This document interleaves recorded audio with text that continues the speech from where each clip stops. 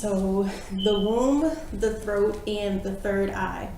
So with this, I want to speak on more of the extension of the womb in a more metaphysical aspect, because you have the womb in your biological aspect, but your throat and your third eye also play a part in the womb.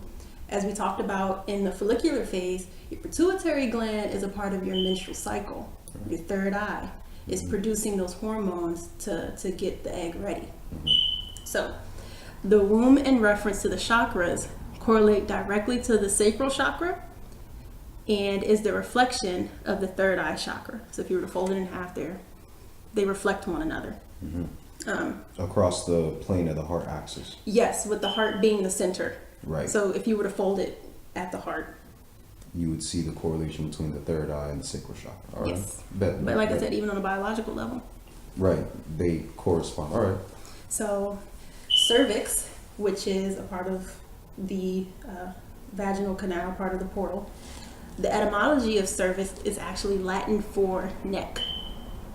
And the tissue inside of your mouth, the buccal mucus, is actually the same tissue that's inside of your vaginal walls. So a lot of times when women have throat issues on a biological and an emotional level, you're gonna have issues down there as well. Oh, because that's that same creative expression. All right, I can see that. Exactly. And to go a little deeper, one, they're both gateways. Your throat and your vaginal canal are both gateways. They both respond, they're both creative forces, like you said, and they both create the same way.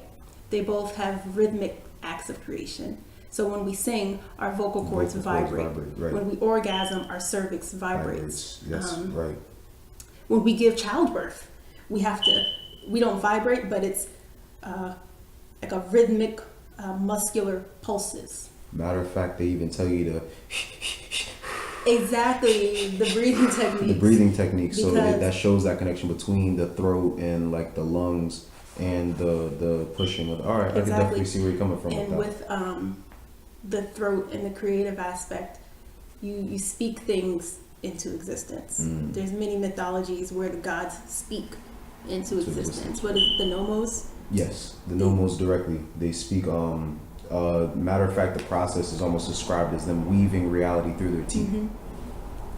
Exactly. And then we have Mut, the mother goddess, who is considered to be the great androgynous creative power who conceived and birthed everything. Mut is identical with Mut, the mouth or uterus. So even the ancient Egyptians knew this sacred connection between the mouth and the throat region of the body and the uterus, all being creative. So going back to the creative, how we create those rhythmic aspects, the reason from a biological standpoint is the vagus nerve. So the physical thread between the vagina and the throat is the vagus nerve, which is the largest nerve in the body, connecting the brain stem to the sacral nervous plexus. So it's a giant nerve in our body that goes from here all the way down to our genitalia. All right. The sacral nervous plexus is the nerve plexus which provides motor and sensory nerves for the posterior thigh, most of the lower leg and foot, and parts of the pelvis. So the main thing I want you to take from that is motor and sensory nerves, so how they move. That's why our throat and our vaginas move the same, especially with acts of creation, because this nerve is signaling it to do that. And you also brought up the sensory aspect, and if you they kind of feel similar. The same. That's why I said if a woman is having issues with her throat, right, she's gonna have issues down there.